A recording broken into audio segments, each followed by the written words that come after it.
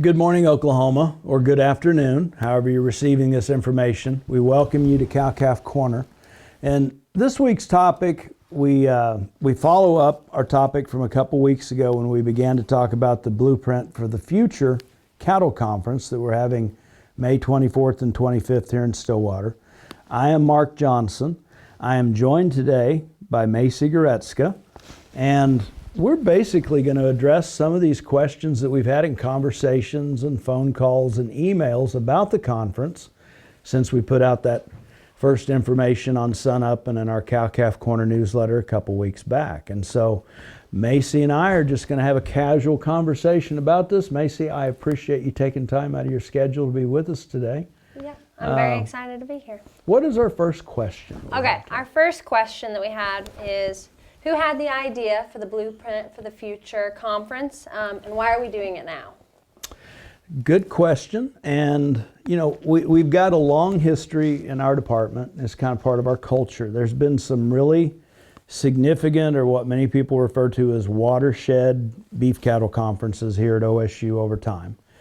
And so when we had the first Cattlemen's Congress show in 2021, there were a group of us that we continued to have conversations about what was going on and what did we need to address, and was it time for another cattle conference. And you know, we made reference back to the Steer Symposium in 1982 and the Blueprint for the Right Kind Conference in 1988 and all the things that were on people's mind right now. And we got more serious about it over time, and eventually it was the Noble Research Institute and the Cattlemen's Congress personnel, and we got together here in the Department of Animal Science, Dave Lallman and our Cooperative Extension Group, and we started meeting late last summer and came up with our topics to address and began to contact a group of nationally renowned speakers.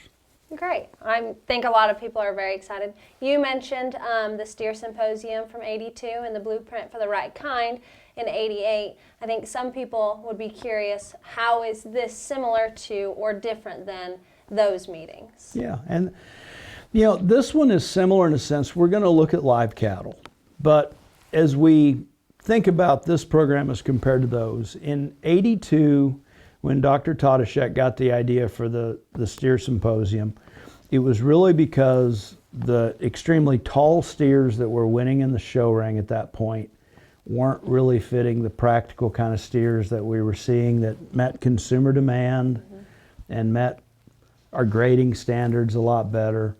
And so that Steer Symposium was more about changing the on-foot type of steers that were winning in the show ring. The Blueprint for the Right Kind Conference in 88 more addressed breeding cattle, but the same thought, that they needed to become more practical and fit our production environments better.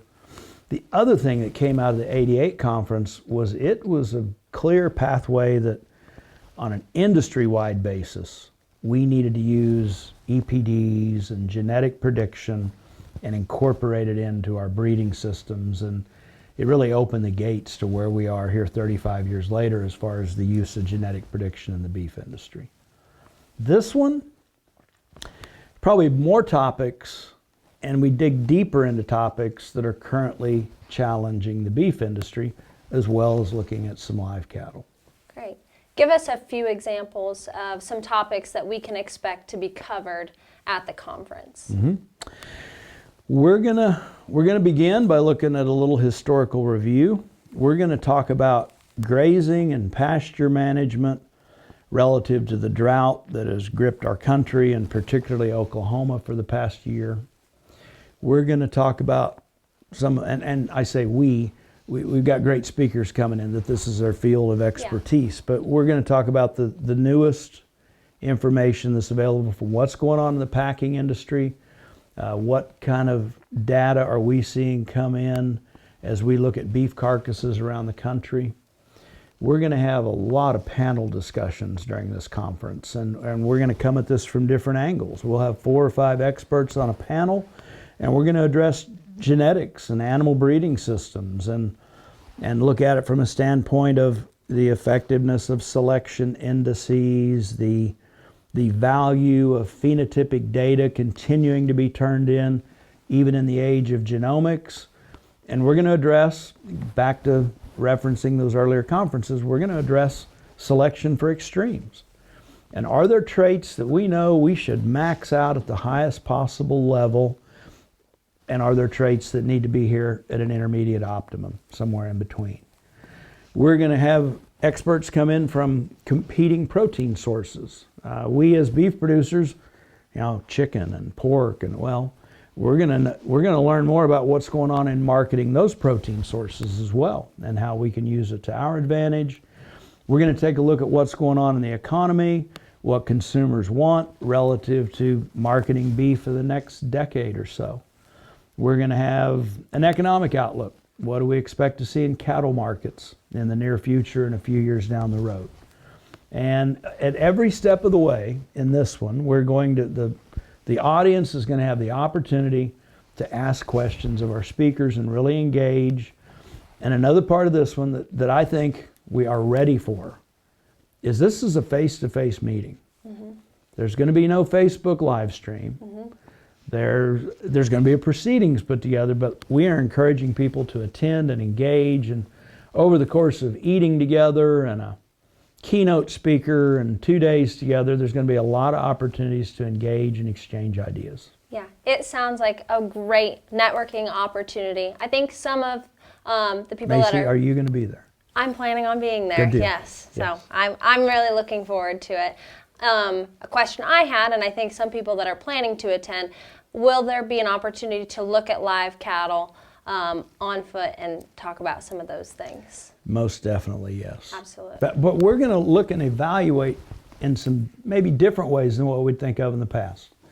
Some of the cows that have been on research trials here at OSU that Dr. Lallman continues to look at dry matter intake on. And we're not only just going to look at the cow and think about what she weighs and what size of calf does she wean off, but looking over the years, what does she eat day to day?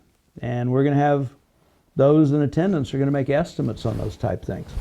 We're going to have some finished steers that we make estimates and evaluations, and everything from looking at their cost to gain and how much weight that they put on during finishing, all the way through what did their carcass look like at the end. Mm-hmm.